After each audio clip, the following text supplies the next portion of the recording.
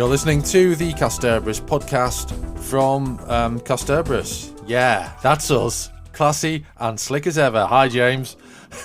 Hi there. Oh, it started off so well in my head. It was going to be all slick and professional, and then I forgot. We're here to talk about Doctor Who, just for a change, aren't we? The rhetorical yes. We are specifically going to talk around the topic of Legend of the Sea Devils. I suppose that the best way of describing Legend of the Sea Devils is Doctor Who and the Legend of the Sea Devils as the inevitable target novelisation would be titled. Yes. Or the Devils from Beneath the Sea. Well, probably Doctor Who and the Legend of the Sea Devils. It is the penultimate 13th Doctor story, which went out on Easter Sunday. Now, if you were a regular listener, of course you are, because you are our listener, you will know that I was away last week, which is why we're not discussing this closer to the episode. I only watched the episode last night. James, how fresh is it in your mind? It's fairly fresh. Well, I watched it once. I didn't watch it again. This morning? Oh no, I watched it I think I was 20 minutes behind the episode itself. Oh, right, okay. That's impressive. So, yeah, it was frustrating because, as I think I said to you on WhatsApp, I ended up kind of getting near the end, and for reasons which we will explain, checked Twitter, and Janet Fielding, quite rightly, made a comment about the trailer. So gave the trailer away probably actually about 5 minutes before the actual end of the episode. So I kind of knew what the trailer would be before the episode ended because I was lagging rather than her being spoiling. Well, should we talk about the trailer?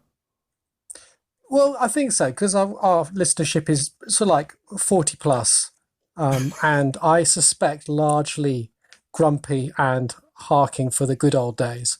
The trailer is probably more interesting to them than the actual show. So, well, I mean, to be more specific, our listener is nearly 50, and is a nearly 50-year-old man who watches Doctor Who and remembers the good old days when Chris Chibnall went on open air and complained about things. It's just a guess. Oh, I see. Yes. Hello. Yeah. Well, I mean, the trailer for me. I mean, there's elements in there that are good. I like the broken face sort of Croton-esque Cyberman, and Daleks. They're there. I like the Sacha Dhawan Master, so that's not really a problem. But the whole this is the day you die, and then sort of Ace and Tegan, it screws my head because it's so just completely unlikely. I'm still struggling to. It doesn't make any sense. Well, what doesn't make sense? Well, they might know each other. They might know each other. That, I mean, I remember Tegan leaving the TARDIS. She wasn't interested in any sort of No, why would you be interested? Okay, well, let's make this. Let's create an analogy for this. Let's say that we are an actor and we will call this actor Tanit Gilding. Thomas Eccleston Baker. Okay. And we leave the show and we have no interest going back to it because essentially it's not fun anymore. Mm. And then 20 years later, getting on for 70 years later. Suddenly it's more interesting again. Now that could be that a dash of money is being put across the desk in a nicely sealed packet. But I think a lot of the times, when you're young, you're ambitious and you're excited. So I know now I'm now going into the actors rather than the characters. But my point being is that at one point in your life, something can no longer be, you distance yourself from it. And then later on, for some reason or another, you come back to it. I think that happens to people. I think it'll be interesting to see, because, I mean, to be fair, one of the things I think Chibnall's always kind of keen on is that dipping. He likes to dip into the pool of the lore, but he doesn't particularly like to massively update it. He's actually to me, he seems quite someone who wants to tap into that energy rather than sort of reconstruct that energy, which is perhaps more Moffat like to do. He'd like to sort of look at that stuff in the past, which he loved, and then would try and engineer it into his own character, into his own idioms, and his own way of thinking. Mm-hmm. I don't think Chibnall does that. So I think that whole point of Tegan having distanced herself will probably come up, because I think that's something which will interest him, and he'll find a way of justifying that, which I don't think which would be too hard. And I don't think it'd be too long, but I think there'll be something there. But I'm surprised. I actually, it's fiction. I kind of don't give a damn. But to be honest, I was more interested with Ace, because Tegan actually got her farewell, and she got her walk to say it was no longer fun anymore. To be fair to Ace and to Sophie Aldred, neither of them were at a point where they were saying it was no longer fun anymore. Janet Fielding left because she wants to leave, as far as I'm aware. Sophie Aldred, Sylvester McCoy would have done another season and finished on that next season. So in a sense, for Aldred, I think it's nice to be able to get that. And I know she's had multiple endings in comics, books, and radio plays. Yes. I think in radio plays, but certainly in books and comics. So. Yes, so where she has finished and left the TARDIS. Certainly in New Adventures, there's certainly 17 in there. She was on and off there. But I think it's nice that she gets that opportunity. And it kind of feel with the Ace book, her book, I can't remember what it was called now. Ace? It was the essentially novel. Ace, wasn't it? The novel. Right, yeah. There was this sort of interest in the universe and sort of where that character is now, and perhaps coming to do that, and obviously the DVD. So again, that was the thing which was going through my head, is given that the DVD has kind of established the charitable enterprise that Russell T Davies sort of threw away as a glib line in Search for the Doctor for Sarah Jane Adventures, and that DVD followed that, and the book follows that as well. But the book has her meeting Jodie and season 1 cast. So will that be acknowledged in the show? And I imagine it probably won't be, but I don't know. As I say, because it sort of almost establishes canon anyway through the DVD. Yeah. I'd be interested to see whether they follow that through. But that would be interesting. But yeah, I'm just really excited to have Sophie Aldred get that moment to come. I love that.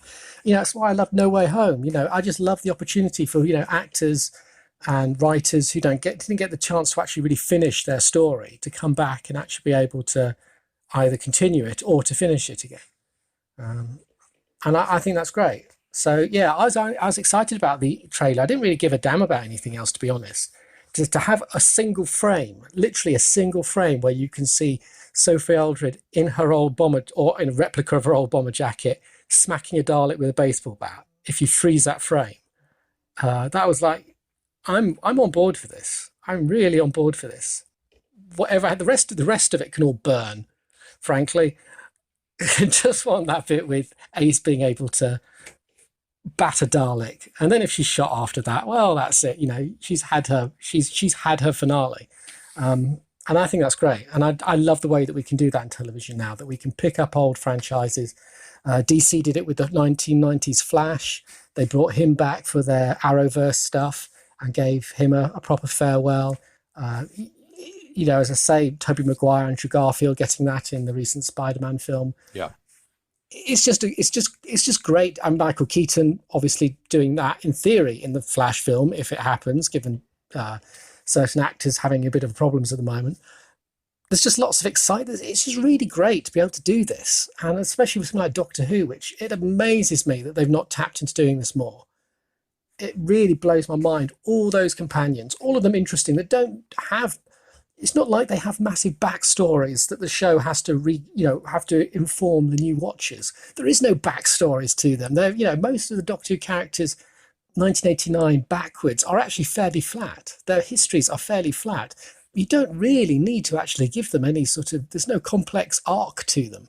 They can just come back, and it really hasn't done that. Apart from Joe and Sarah Jane, obviously the Brigadier, there hasn't been that many. I mean, we'd love to see what, we've said this before, Ian Chesterton's doing, or how Turlough's sorted out. We'd probably even like to sort of see whether Adric was reduced to dust, or is just a corpse on the, a fossil to be found, or is floating in as cinders in Spain, or what, whatever.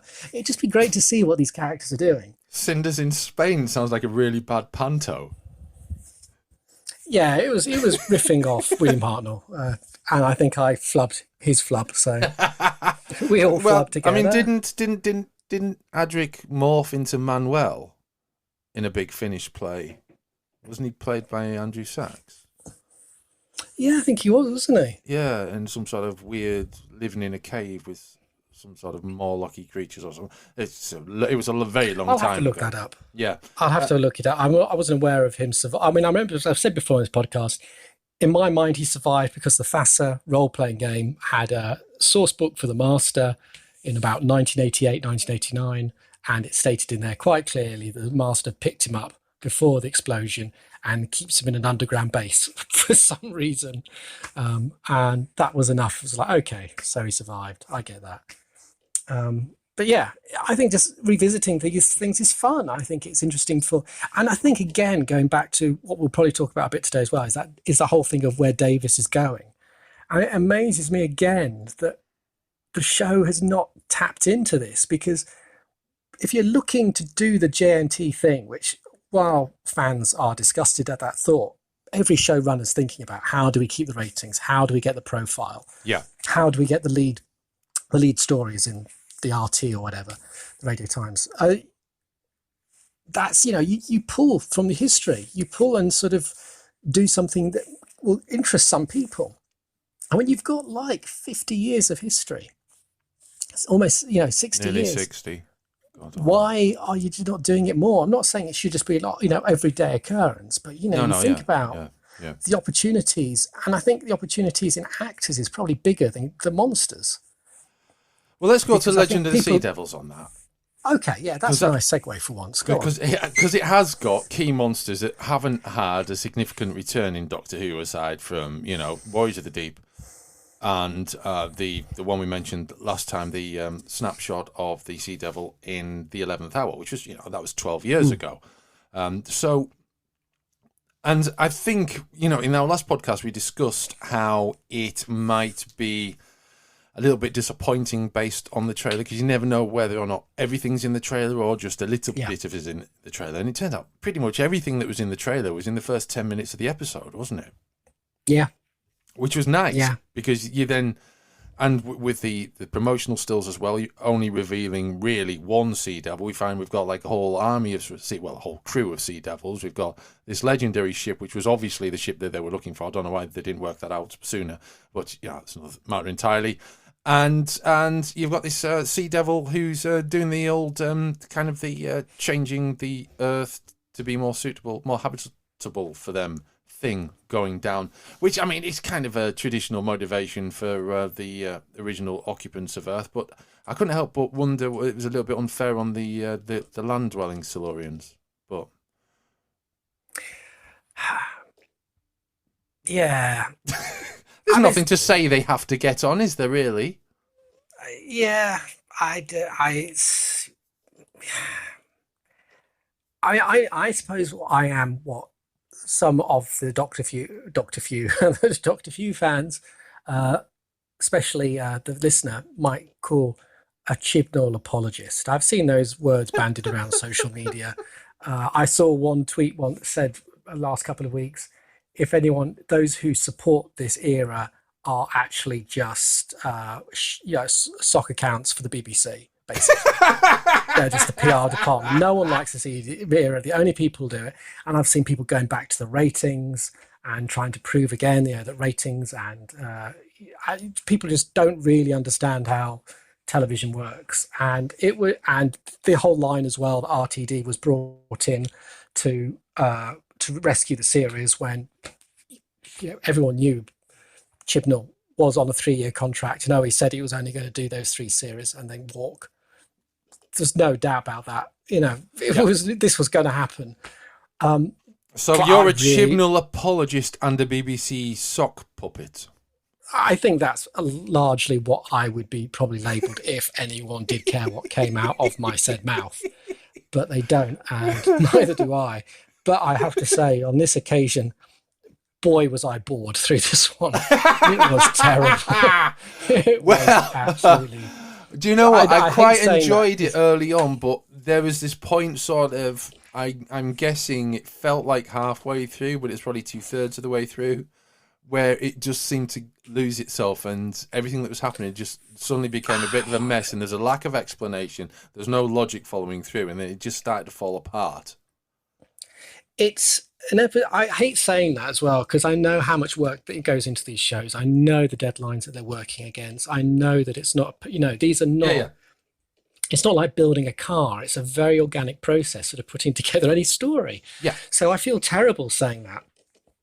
But I'd have to say, I did not enjoy it. I did not enjoy it at all. There was not one bit of it I really enjoyed. I mean, I liked the colours. I mean, in the last 10 years, the BBC have been really dunking into those sort of turquoise and rich blues. Mm-hmm. And I love that. I thought the outfits were great.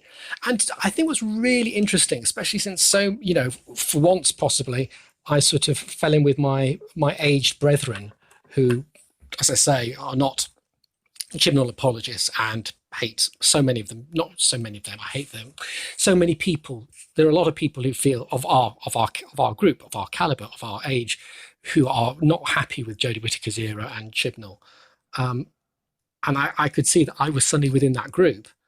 But what amazed me about it is because also I'm not a big Pertwee fan. And I felt that those people who love Pertwee but hate Jodie's era should really love that episode, because it was just quintessential 70s. I'd love to know what Gareth Kavanagh thought about this. I mean, that damn Nymon apologist. I would love to know what he thought about this one, because the characters were utterly flat, as often they were in the 70s shows. They were very basic characters. Characters would join the team with very little sort of energy. Characters just watched their family die and they would just jump on board to the exciting adventure. There was a bit of that, yeah. The outcome of that as well, when he becomes part of the crew, that felt like very 70s. The fact that you had one person running a ship, which I don't think is actually possible, that again felt very 70s, because you've got a limited amount of people you can afford, less time, so you just have the one person running a ship. I could just see that in a Pertwee. The Sea Devils agenda felt very Pertwee. There was a lot of running backwards and forth needlessly. The editing was bad, and Yes. so I say bad. Okay, I hate using terms like that. I think they're not good. It wasn't tight.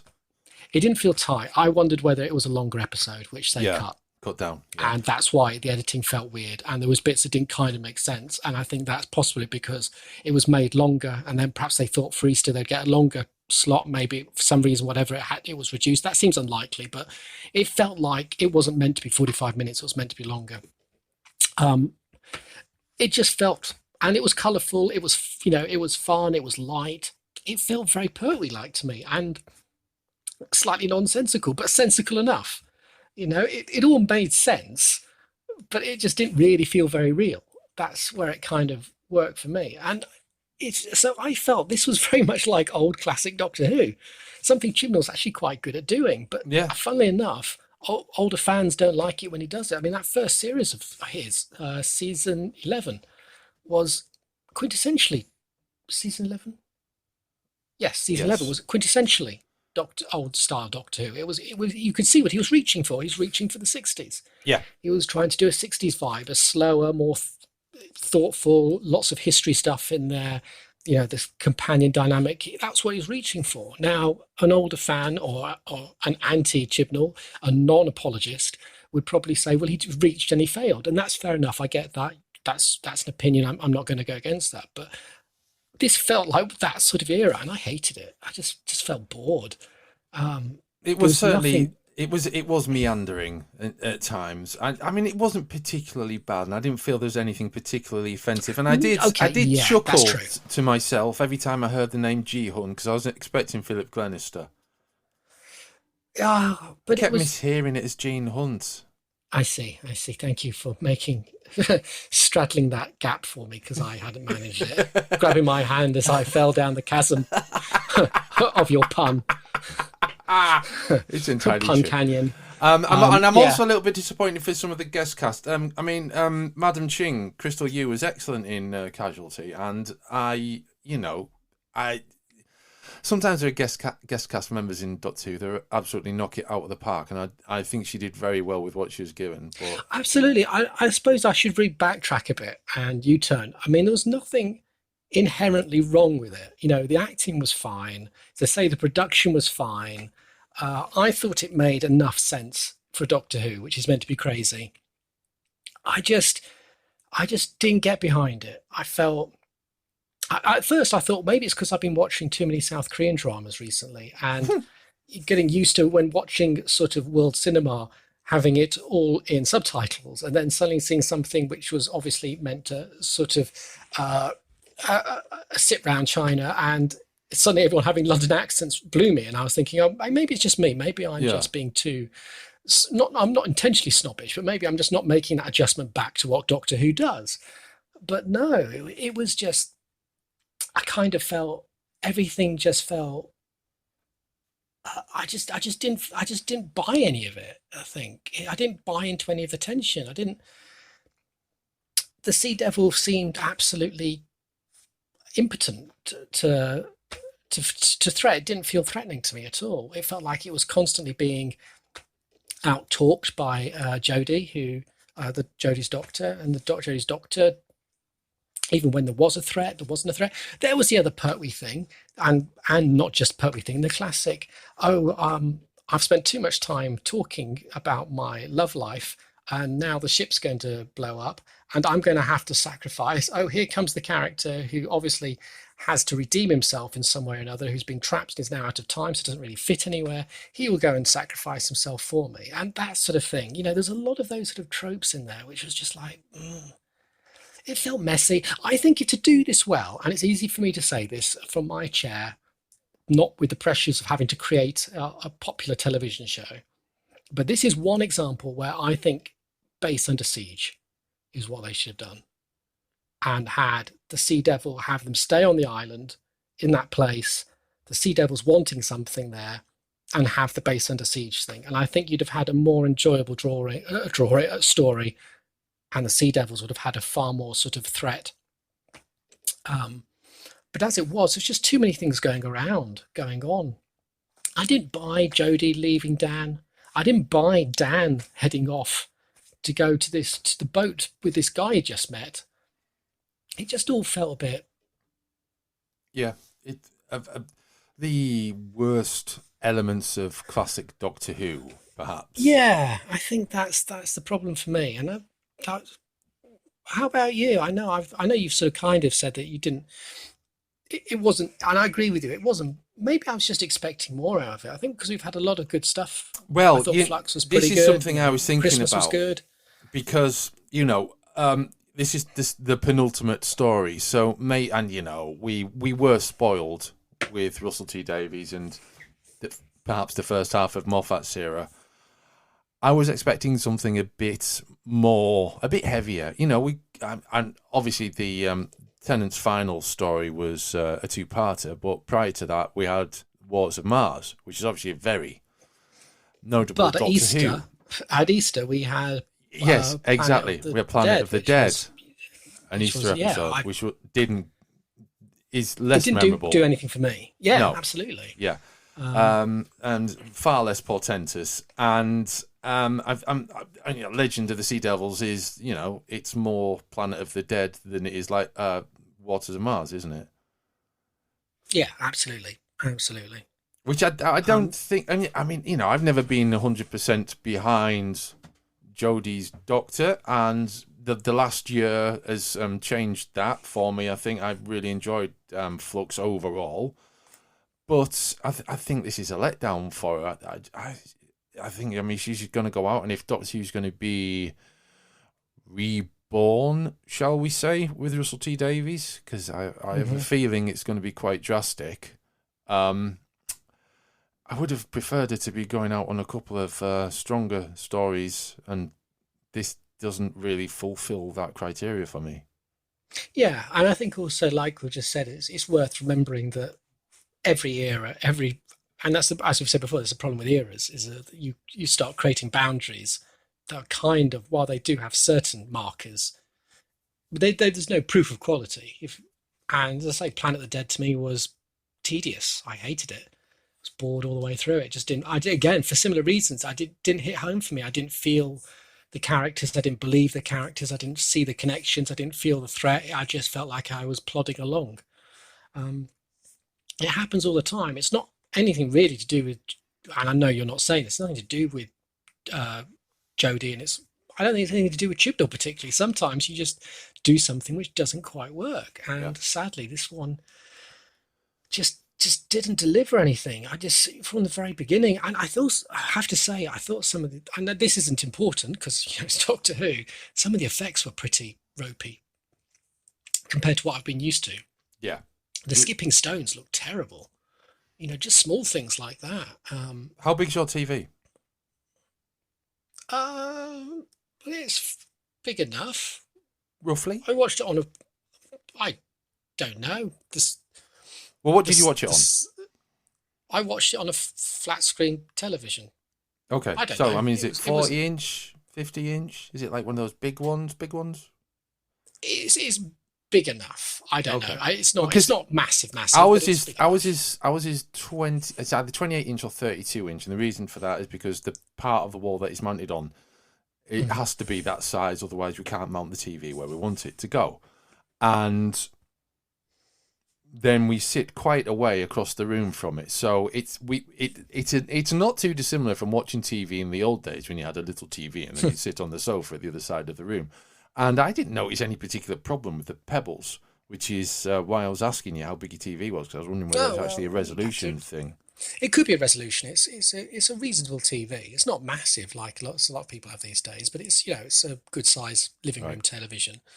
And yeah, to me, they just again, it's Doctor Who, so it didn't take me out of the story. I'm not marking it down for it, but there was just bits of it which I was like, and small things again, very Pertwee-like, because it reminds me of Frontier in Space.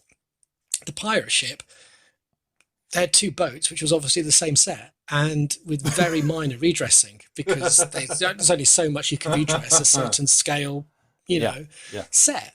And again, that's Doctor Who for you. But there was just a bit of me which was just like, all this is just, it's getting in the way. There's too many things going on here that the audience can't really grapple with anything. And I think that's what spoilt it. And I think there was I know some people felt the heart was, and for them, that's great, was the Yaz Doctor thing, and that was their heart for the story.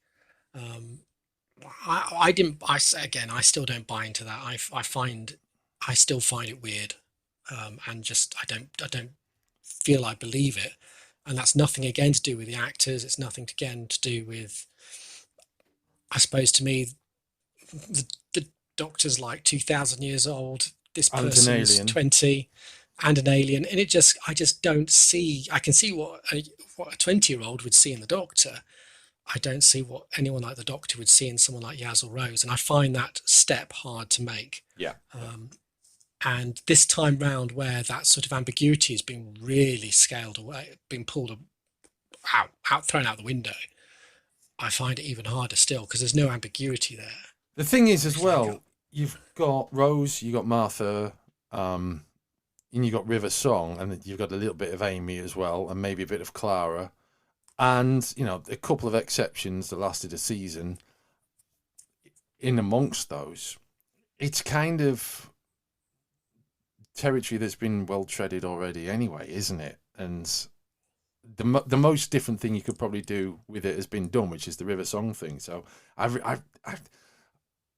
it would be nice if they just leave it for a while and remember that the Doctor is an alien, and rather than the Doctor having this sort of closeness with so many companions in such a short space of time. And I know it was implied that there was a closeness with Sarah Jane as well, which we didn't see.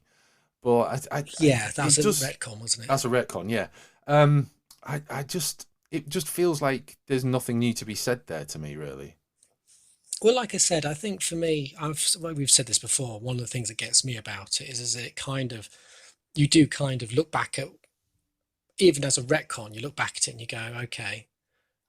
So you start questioning like Ace and the Seventh Doctor. To me, that was a sort of uncle relationship, Yeah, and now I'm not for a minute saying it was anything else, but it's suddenly it doesn't feel like an uncle anymore. it's on the Um, table, isn't it? but I think my big issue with it is actually less to do with the Doctor having a relationship. It's more that companions, Earth companions, are a weird story construct. You know, they're there to be relatable, but they're also there to have to do fantastical things.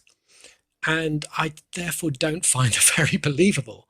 I accept them because it's a story and I accept what they've got to do, but I don't find them very real. I don't find Yaz real because Yaz does things in a way that I don't think a person like Yaz would do. I don't think you would adapt to that sort of world as easily. You know, I just don't think people do that. You know, to become a soldier, you have to go through years of training. And I know they'd say, well, she's gone through years of training, going with all the experience with the Doctor. But I don't think it's as simple as that.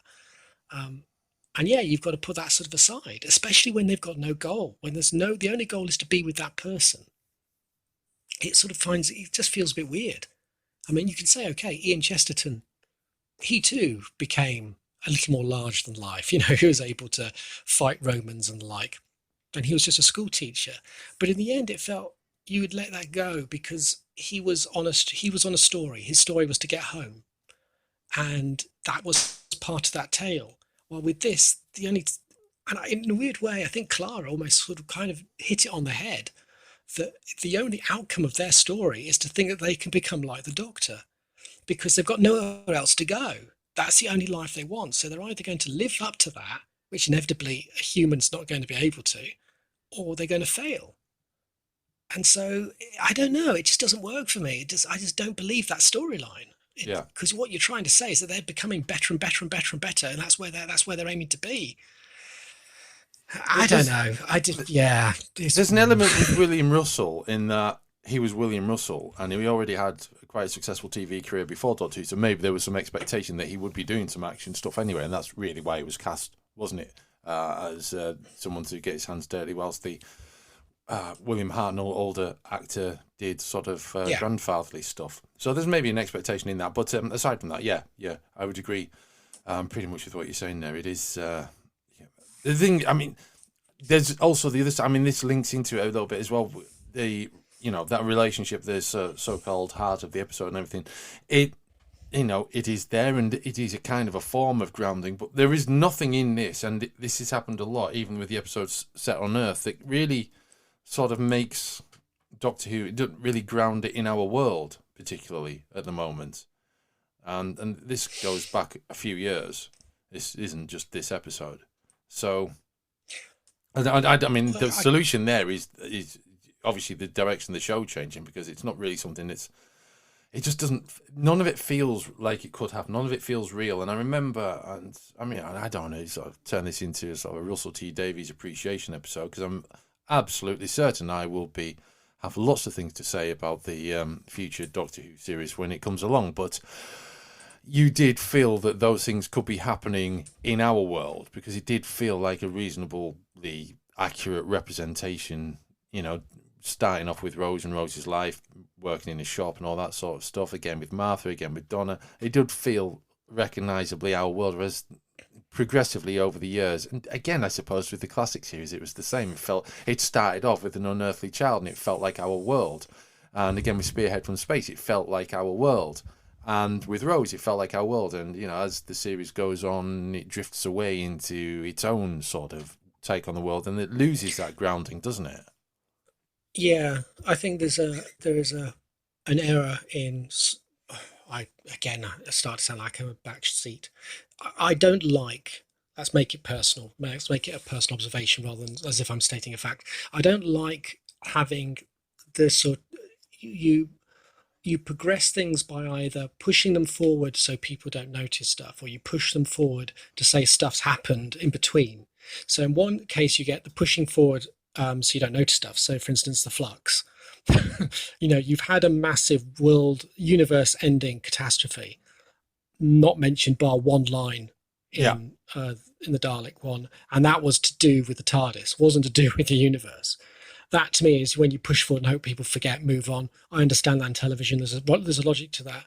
The other side, and I see this happen a lot, and Picard did this recently in season 2, where you try. I feel, I'll prefix that. I feel that they with the Doctor and Yaz relationship, I kind of feel they've sort of almost suggested that a lot of its build-up has happened off screen. That point between the previous season and the flux, that their relationship had got a lot tighter. Yeah. And while I think there was little bits before that, which especially Thasmin fans have picked up on, and that's fine, as a watcher who doesn't really care that much either way, I just didn't feel the building of that relationship.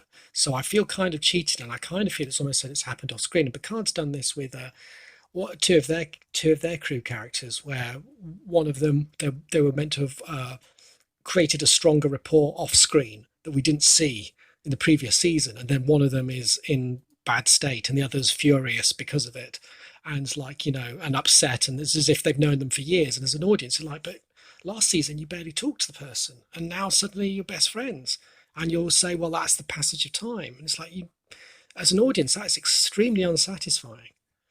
So I think, yeah, with Yaz it kind of felt like I think good romances come from the building blocks. You feel them slowly build. And often I think audiences like it when it feels like that they happen almost organically. Yes. And so the best ones happen over a long period of time, which is why I don't think I particularly like Rose, because it kind of felt that was being established within like 10 episodes and then that was it. Best ones take a few seasons, and then you get to like both characters, and then when they start coming together you go, oh, I kind of like this, I like them, I want them to be happy, go for it. But I don't know, like I say, there's a lot of people who love the Yaz and Doctor, and a lot of people who love the end of the Sea Devils, and that was a really special time. And there was one on Twitter saying that their very young daughter was saying, I hope Yaz gets to kiss the Doctor, and it's just like, well, that's great. That's a really great comeback. If I was a writer or part of the show and I read that, I would be thrilled to think that was that some of my audience were feeling that way. But unfortunately, this sad, grumpy bastard perhaps doesn't. But yeah, it's the first one in a while that I just felt flat. Yeah. Yes. I would agree with that, because the Dalek one was pretty inventive as well. It was a nice, Yeah. They did something different with the Daleks. Did something different with the format of an episode as well, and it made a nice change. So yeah, I mean, we tend to. I'm a little stumbled there because I can't remember whether we did it at the New Year episode or not. But we do tend to throw numbers at Doctor Who episodes, don't we? Yeah, we do. And I am wondering what numbers we might throw at this one. Well, if I was to throw a number at this one, I would throw quite a high one, just because it'd be double digits and it might actually hurt. But that's not the point, is it? And that's abusive. We don't want to abuse an episode. No. So we will. I mean, I'd give it a 4. Okay. It looked pretty, but I wanted to turn over. If I wasn't a fan, I'd have turned over. Well, do you know what? I'm going to give it 5 because I like Sea Devils. Yeah, and again, I think the Sea Devils. I think the problem with the Sea Devils and the Silurians is they have a one-track storyline, don't they? And you kind of feel like it'd be more interesting if maybe it was a Sea Devil who was against the other Sea Devils, or a Sea Devil who was actually. I know that's very Moffat, but I think with the Sea Devils, you need to try and find other ways to make them interesting. In the same way, Silurians, I suppose, with the Pas Nostragan, Yeah. Well, I suppose, there maybe isn't the scale to do something particularly interesting, but there was always the Blood Heat, which I think we mentioned a few episodes back. Yeah. Which was a good take on Silurians and Sea Devils. Yeah, I think this one, there was just too many.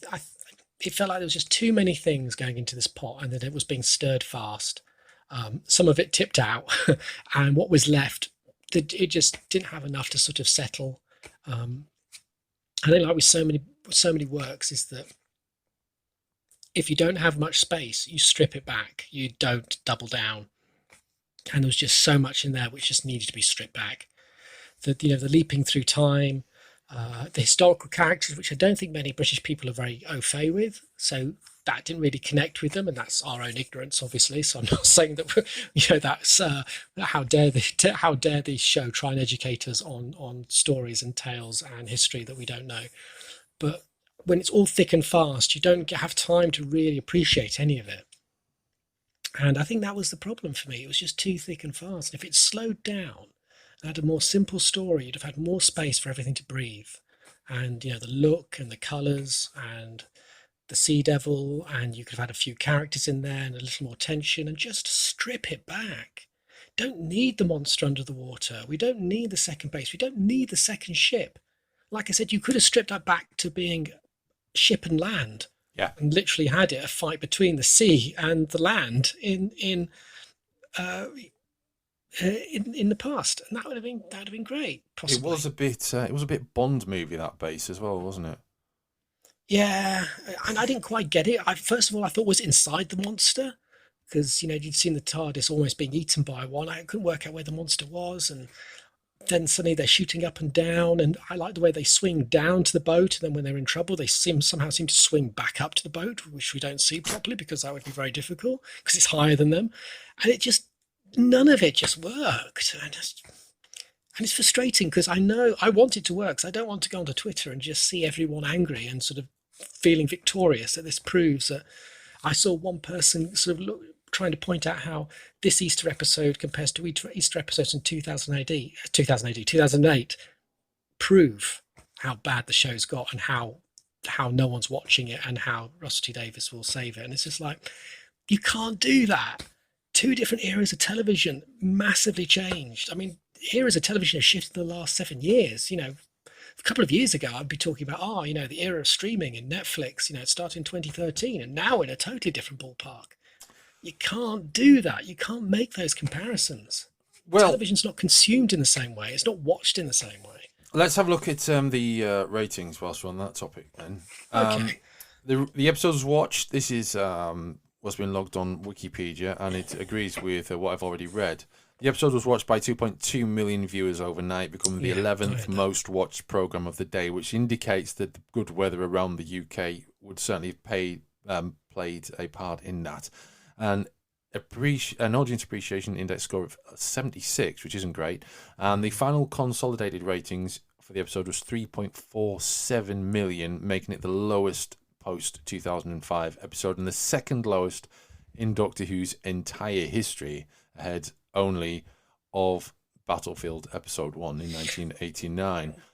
Now, I have to say, while I don't watch an awful lot of television, I do spend quite a bit of time on the internet, mainly due to my work, and I did not see an awful lot of promotion for this episode. I was going to say that. What I did see was Scottish musician Nathan Evans singing an adaptation of the sea ballad Wellerman, which frankly made me want to smash every computer in my house in case I ever saw or heard it again. So I don't think that was great publicity for the episode. Well, there was very little publicity, and I guess it's a time of the year where they're not going to pump much in. But I mean, again, we look at these ratings, and I think, okay, I can't speak about you, but I think about how I consume television now to how I consumed television in 2008 as a Doctor Who fan. It's totally different. Yeah, but at the same time, totally we do have shows that are breaking that. And obviously Doctor Who's been on air almost constantly for 17 years, so there is that, obviously, I think that's a big law point, of diminishing returns. Yeah, absolutely. Aspect to this. But with it being bigged up that the Doctor's leaving, there's only 2 episodes left, and, pirates, monsters from the deep, I don't know, I would have thought about 5 million. So I do think that is particularly low, to be honest with you. Yeah. I say I didn't think it was a good episode, but I can't pretend that I was particularly galvanised from the trailer or by the idea. Because I think pirate stuff is extremely hard to do on a low budget. Well, as we've seen with the other Doctor Who episode with pirates. Black Spot. Pearl, was it? Black Spot. Black Yeah. Pearl. yeah, it, yeah, I agree. And I wasn't particularly enthralled by the idea. Sea Devils, I was quite interested to see because I thought it was quite brave of them to try and take that design and do something with it. I don't think it was wholly successful, but that's a hard thing to do. Kudos to them. Yeah, I was But pretty happy with it, to be honest with the Sea Devil. I think it looked okay. I Yeah, mean, I'd be interested to see how it changes when Russell T Davies comes back. I wonder. well, hang on. I'm going I to press hope a button. I'm going to press a button. I press your button. Okay. Shit, that's the wrong one. Slick as ever. Okay, so Russell T Davies is coming back. So that was As is Gerald the Butler, apparently. Yeah, so the thing is, okay, there's one more episode of Chris Chibnall's Doctor Who. After that, we know that Russell T Davies, Bad Wolf TV, Sony Television Pictures, they're all in there, in bed together, creating a new Doctor Who. Now, this is what I think, and you can disagree with me. You, of course, you can agree with me. You could think I'm completely batshit crazy. You might think it's just going to continue on. It's not going to do that. I think it's going to be a complete reboot. I don't think there's going to be any tangible continuity beyond what we have in our minds of what we know as Doctor Who. And I think this is going to be, I'm not going to say it's definitely going to be, but I think this is an opportunity to take Doctor Who as far away from what we know as Doctor Who 1963 to 2005 as the Marvel Cinematic Universe has taken the Marvel characters away from the comics. And just go in a completely different direction with it. In, I guess, pretty much the same way which everyone was up in arms about in 1994, 5, 6, 7, the idea that the TV show that was in development in the US for Doctor Who's Resurrection Over the Water would have dipped into what we know of Doctor Who, but represented things in a completely different way. And I think it's going to, I can see it going in that direction because I can't really see an easy way back from what's happened with the show and the flux and the things with the Doctor's backstory and the relationship with the Master developing in the way that it has, and then some more in a new way. It just feels like a good, and because last time round, Russell T Davies had 9 years of distance between Doctor Who, or 16 years if you want to go back to Survival. This time round, we're talking like a year, 18 months. So there's an opportunity here to do something quite decisive without continuing it on in the way that we've seen before. I could be completely wrong with this. But we've already had the idea of different universes and a multiverse introduced in Doctor Who. So shifting things across seems like a logical step from that. What do you think? Well, I would have agreed with you, but I can't bring myself to agree with someone who's so incompetent that they can't hit the right button to do a segment after 12 years of doing the show or whatever it is. I've only had this desk like a month or two. I think to some degree I agree. I think there will be a soft reboot, but I don't think it will be any more drastic than the soft reboots that we've seen pretty much in each producer run. Mm-hmm. Jodie's run dropped the ring, the River Song ring, down down onto the floor and into the TARDIS. Signifying that River Song and that stuff was of the past. Moving on. This is the first episode where we've even had a reference to Song, really. I think there'll be that sort of soft reboot, but I don't think he's gonna. I think what they're running for at the moment to sort of do a Marvel means, if they're doing a Marvel, and I think that's about keeping tapped into your assets, your franchise assets. So they might be reinvented to a degree, but it's also about trying to consolidate ties.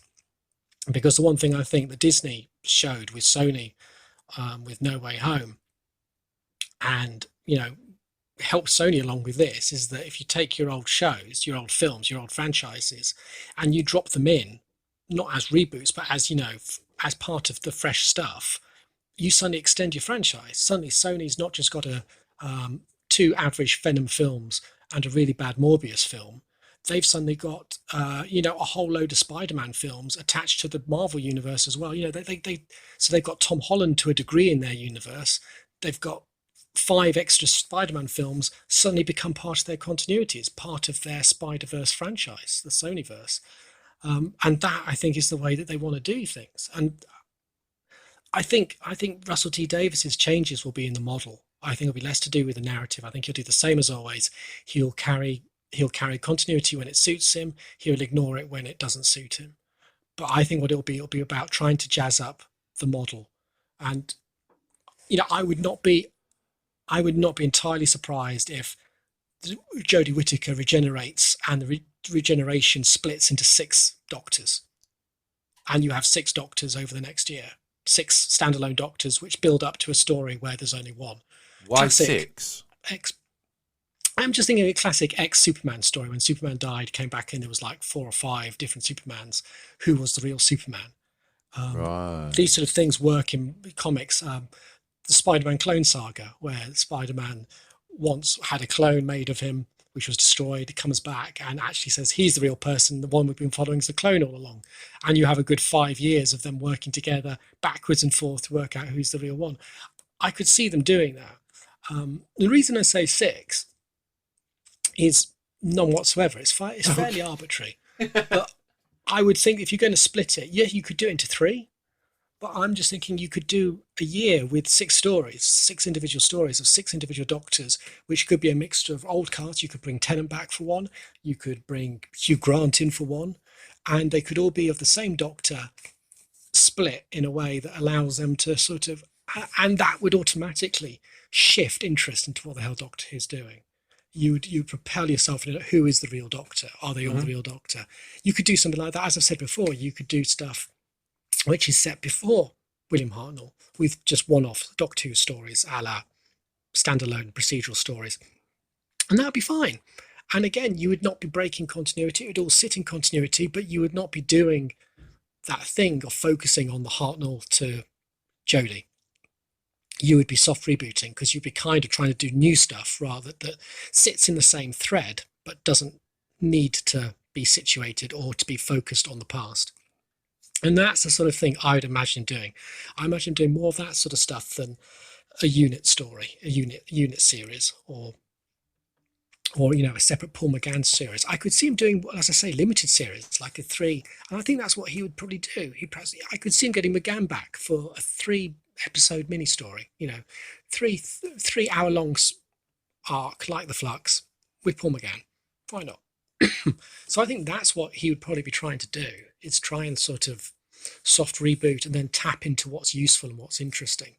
But I agree with you. I don't think it's going to be about him hyperfixating over the Flux and stuff like that. I imagine the end of this era will be Chris and Davis kind of sort of shutting it down and leaving it open wide. And that might be the sort of the multiverse. That could be the way to do it, because it's been mentioned that the walls break down a bit, sort of almost like Cardiff, but on a big scale, then you can do all sorts of stuff. Yeah. Or as you say, or time could be just totally rejigged. Another kind of time war, but just in one movement, which Moffat did in his era, the Big Bang, and then totally ignored it from pretty much there on. But I think you're right. I think there will be a kind of a feeling of, not because, and this is what, as I say, people say it just because Chibnall's crap and he's here to make it go right. I think it's more fundamental than that. And you said it earlier. This is a 16-year-old show from its current production. That is old. It's more than that. It's very, very old. You don't get shows going this long. They just don't. Very few of them do. Yeah. And people get tired. They as you called it, you had a term for it. Sort of a spiraling, whatever. Law of diminishing returns, I said? Yeah, law of diminishing returns. That's what you said. That's exactly what you said. Yeah. I would just sort of say, everything in life becomes banal. It's just the way that we work. We adjust to stuff. It's how surgeons work. Yeah. We get accustomed to the things and they become less interesting. And that's kind of where Doctor Who is. it's not really about Chibnall or Jodie as much as fans would love to say it is, or some fans. It's to do with the fact that it's old, and it's hard to keep it interesting. It's hard to keep it interesting for them. It's hard for the writers to find new ways of doing it. And I think that's what Davies is here to do, is to try and shift the format so it can be interesting. Because, like I say, what else is he going to do? Bring back a middle-aged white guy to be the Doctor, and that will solve everything? No, it won't. It will still have the same problems if it carries the same formula. He'll look to do something different, and I just wonder if that's the way to do it. You've got the Doctor, and I think what Chibnall's really shown us is that you can say, take this Doctor and say, well, I suppose Moffat did as well, fuck 12, 13 regenerations. We can have as many Doctors as we like. That's the selling point of the show. We can bring in any actor we want. Why are we locked down on this? Let's go with this. Let's play around with it. Let's make it interesting. Let's make it a feature. But we'll see. And that would explain, people sort of saying Hugh Grant being contacted and David Tennant being contacted or being involved. It could be something like that. It could be it's not that there's one singular Doctor coming up. Because that's what I would do, I think, if I was trying to jazz things up. Because you're either only going to have another woman, another man, essentially. It's going to be one of those sort of identifications of, we've done those, so what else are you going to do? It's like, well, let's do multiple. And then watch the fans cry havoc.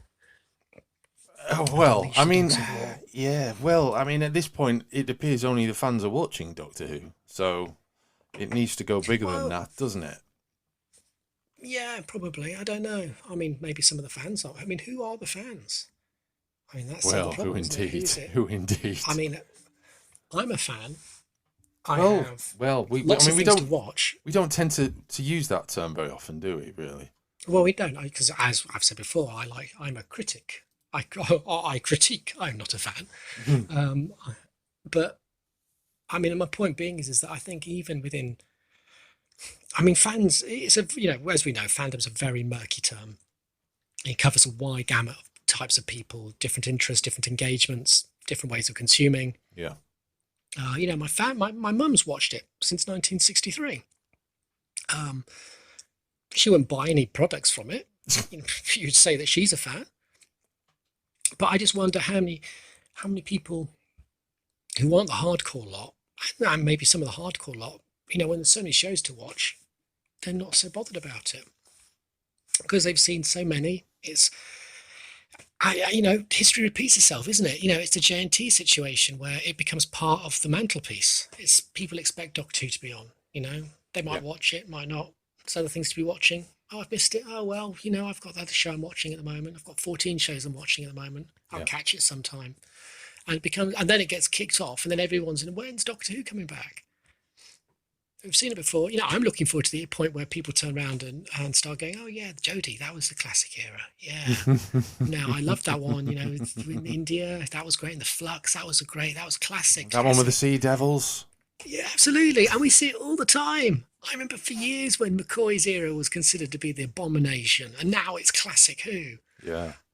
Who can forget Happiness Patrol and the Curse of Fenric? At the time, look at their stupid fingernails in the Curse of Fenric. They don't look scary. Hanging from his umbrella in Ice World. Yeah, exactly. And then suddenly it's now like, oh, well, we loved it. Ace is coming back. Everyone's going, amazing Ace. At the time, everyone's like, Ace, she's not very real. People don't speak like that. Well, yeah.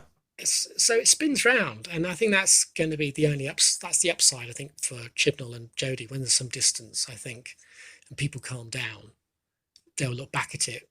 And the same way, I mean, as I've said before, I've gone back to Moffat stuff sometimes, and I've actually enjoyed it more now with some distance than at the time where I think my expectations of what I wanted were not being met. And now I know what I'm going to get. I can sit and watch and enjoy them more. This is how it works. We will see. Indeed, we will. Oh dear.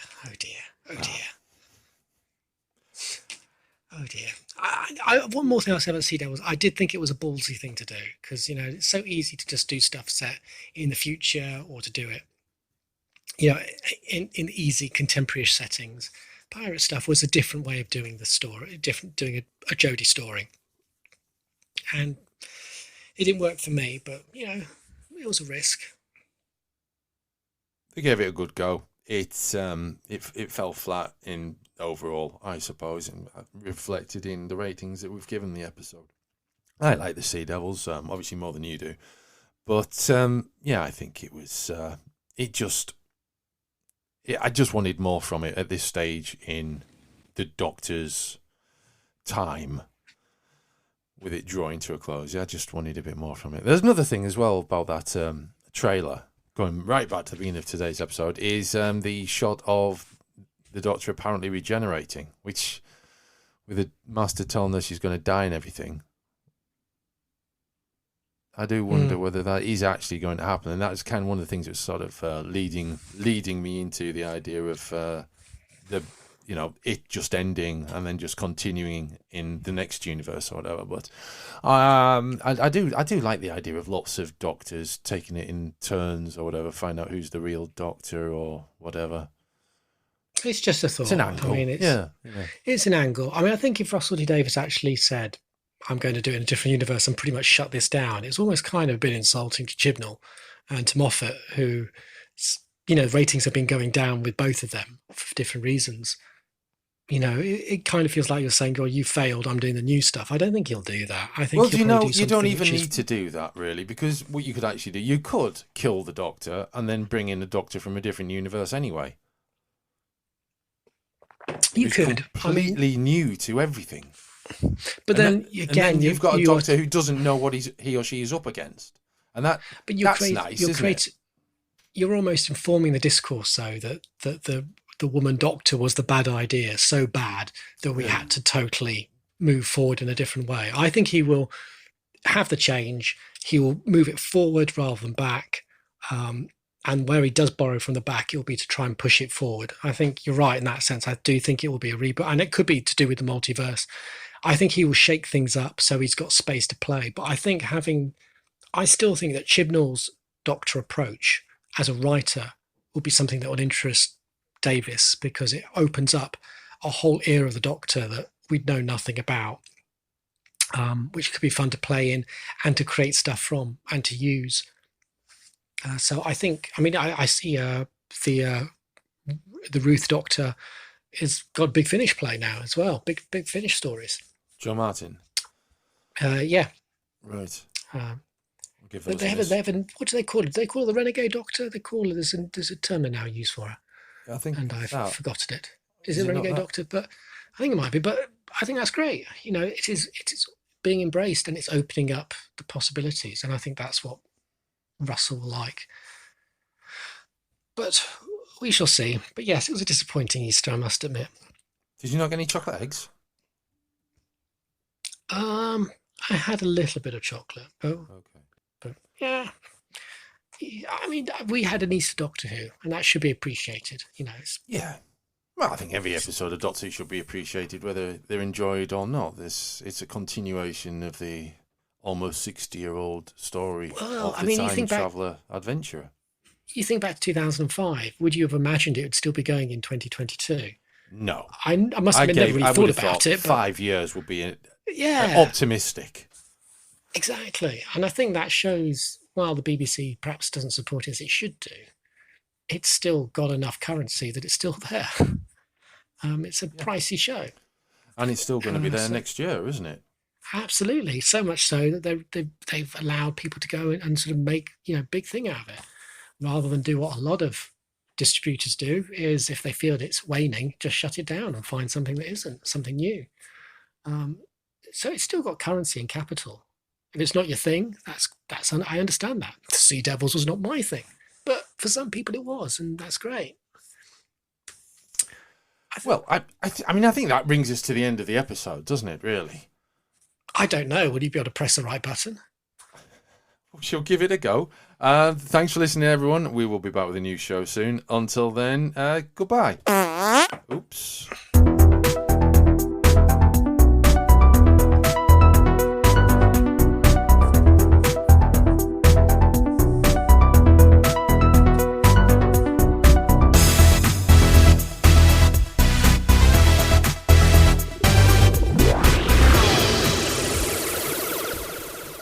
goodbye. It's good, isn't it? Hmm?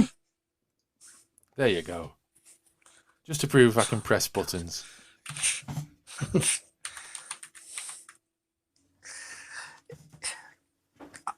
I don't understand how someone who, as a living, works with technology is so constantly at battle with it.